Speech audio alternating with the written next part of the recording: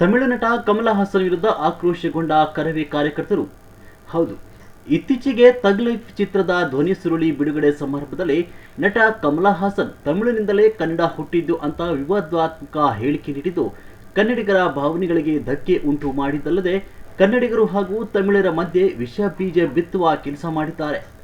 ಇಂತಹ ನಟರಿಗೆ ಸೂಕ್ತ ಕಾನೂನು ಕ್ರಮ ಜರುಗಿಸಬೇಕಂತ ಮುಖ್ಯಮಂತ್ರಿಗಳಿಗೆ, ಗೃಹ ಸಚಿವರಿಗೆ, ರಾಮದುರ್ಗದ ದಂಡಾಧಿಕಾರಿಗಳ ಮುಖಾಂತರ ಕರವೇ ತಾಲೂಕು ಅಧ್ಯಕ್ಷ ಶ್ರೀಯಸ್ ವಾಲಿ ದೂರನ್ನು ನೀಡಿದರು.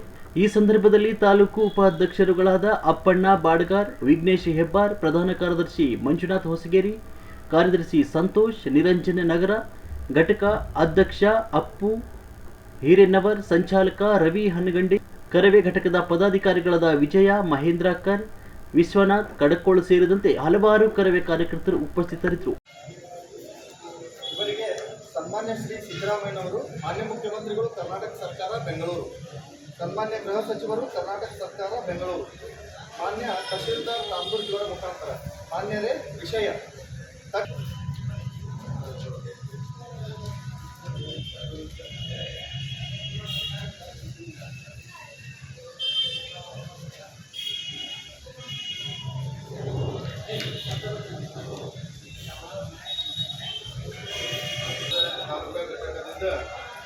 ಎಲ್ಲ ನೀವು ಪದಾಧಿಕಾರಿಗಳು ಬಹಳಷ್ಟು ಜನ ಬಂದು ಈ ನಟ ಕಮಲ್ ಹಾಸನ್ ವಿರುದ್ಧ ದೂರನ್ನು ದಾಖಲಿಸಬೇಕು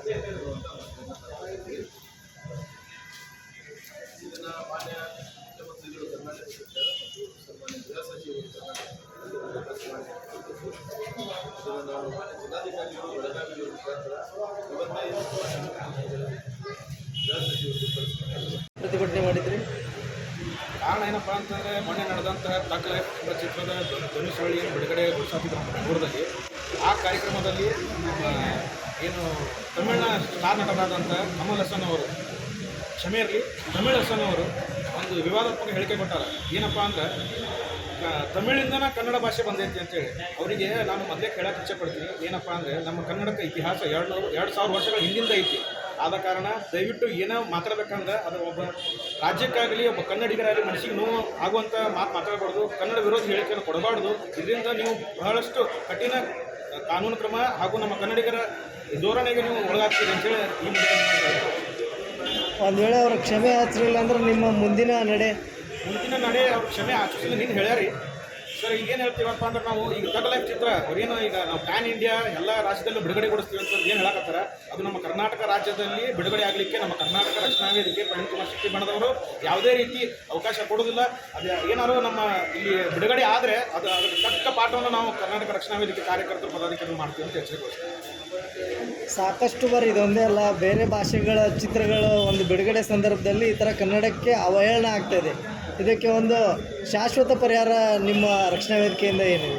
ಶಾಶ್ವತ ಪರಿಹಾರ ಏನಪ್ಪ ಅಂದರೆ, ನಾವು ವಾಣಿಜ್ಯ ಚಿತ್ರೋದ್ಯಮ ಮಂಡಳಿಗೆ ನಮ್ಮ ರಾಜ್ಯಾಧ್ಯಕ್ಷರ ಸಮ್ಮುಖದಲ್ಲಿ ಎಲ್ಲ ರಾಜ್ಯ ಪದಾಧಿಕಾರಿ ಸಮ್ಮುಖದಲ್ಲಿ ಹೋಗಿ ಲಗ್ಗೆ ಹಾಕಿ ಅವರಿಗೂ ಸಹ ಒಂದು ಮನವಿ ಮಾಡಿದ.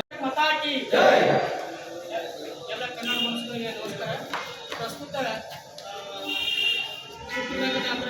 ಶ್ರೇಷ್ಠ ನಟ ಕಮಲ್ ಹಾಸನ್ ಅವರು ಕನ್ನಡಿಗರಿಗೆ ನೋವುವಂಥ ಒಂದು ಹೇಳಿಕೆಯನ್ನು ಕೊಟ್ಟಾರ. ಏನಂತಂದ್ರೆ, ತಮಿಳು ಭಾಷೆಯಿಂದ ಕನ್ನಡ ಭಾಷೆ ಹುಟ್ಟಿದೆ ಅಂತ ಹೇಳಿ ಒಂದು ವಿವಾದಾತ್ಮಕ ಹಾಗೂ ಅಪಾರ ನೋವು ಉಂಟು ಮಾಡುವಂಥ, ಕನ್ನಡಿಗರಿಗೆ ನೋವು ಉಂಟು ಮಾಡುವಂಥ ಒಂದು ಇದು ಹೇಳಿಕೆ ಕೊಟ್ಟಿದ್ದಾರೆ. ಮತ್ತು ಯಾವ ರೀತಿಯಿಂದ ಕ್ಷಮೆ ಕೇಳೋಕ್ಕೂ ತಯಾರಿಲ್ಲ. ಕನ್ನಡಕ್ಕೆ ತನ್ನದೇ ಆದಂಥ ಇತಿಹಾಸವಿದೆ. ಕ್ರಿಸ್ತ